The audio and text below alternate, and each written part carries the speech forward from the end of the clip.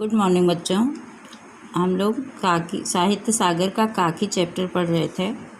तो कल ऊपर के 3 पैराग्राफ हुए थे।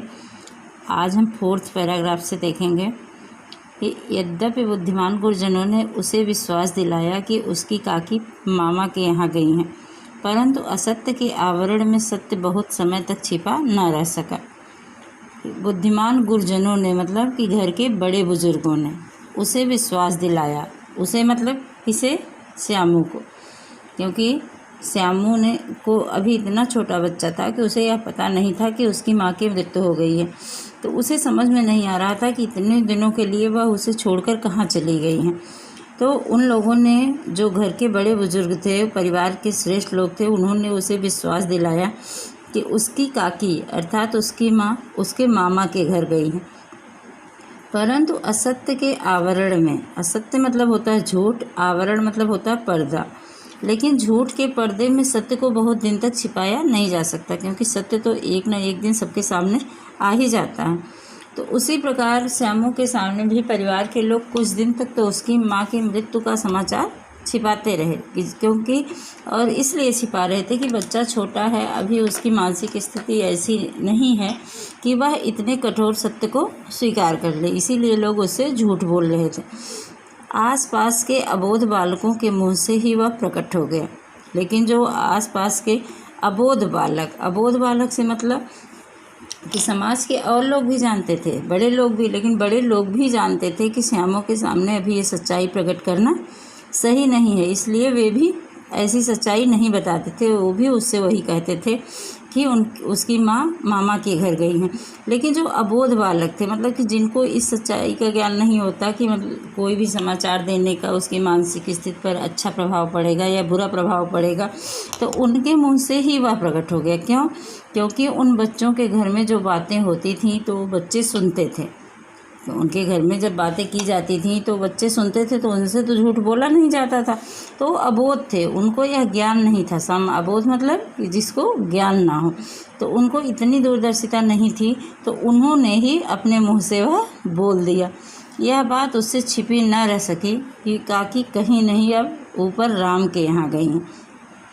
तो उन बच्चों ने उसे बताया कि उसकी काकी और कहीं नहीं बल्कि राम के घर गई हैं।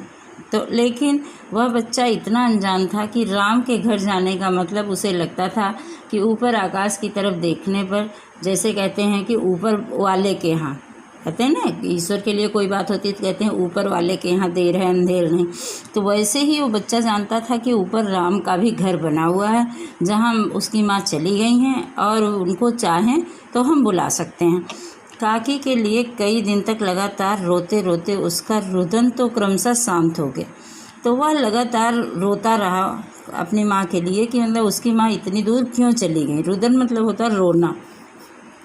कि तो धीरे धीरे जब बहुत दिनों तक वह रोता रहा, लेकिन कुछ दिन बाद उसका रोना तो शांत हो गया धीरे धीरे, परंतु शोक शांत ना हो सका। शोक मतलब होता है आत्मिक दुख, जो दुख हृदय में बस जाता है, तो वह जो है दुख, आत्मिक दुख था जो वह शांत ना हो सका, क्योंकि ऊपर से तो सब लोग समझा देते थे, उसको चुप करा देते थे, तो वह रोना बंद कर दिया, लेकिन उसका जो शोक था, उसके जो आत्मिक कष्ट था, वह शांत ना हो सका।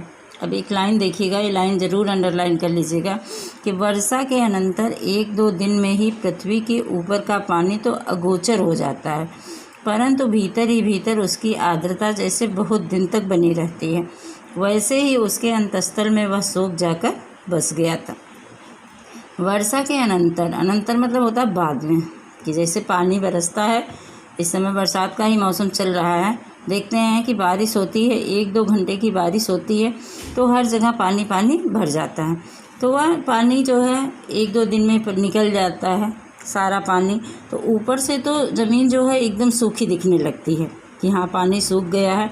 तो पृथ्वी के ऊपर का पानी तो अगोचर हो जाता है। अगोचर मतलब होता है जो दिखाई ना दे, तो वह पानी दिखाई नहीं देता है, परंतु भीतर ही भीतर उसकी आर्द्रता जैसे बहुत दिन तक बनी रहती है। आर्द्रता मतलब होता है नमी, कि उसकी नमी जो होती है, आप देखते हैं ना कि कच्ची ज़मीन जहाँ होती है तो वहाँ पानी सूख जाता है, तो ऊपर से देख करके लगता है सही है, लेकिन कोई गाड़ी जाती है या कोई जानवर जाता है तो उसके पैरों के निशान उस मिट्टी में छप जाते हैं, क्योंकि वो अंदर दलदल बनी होती है।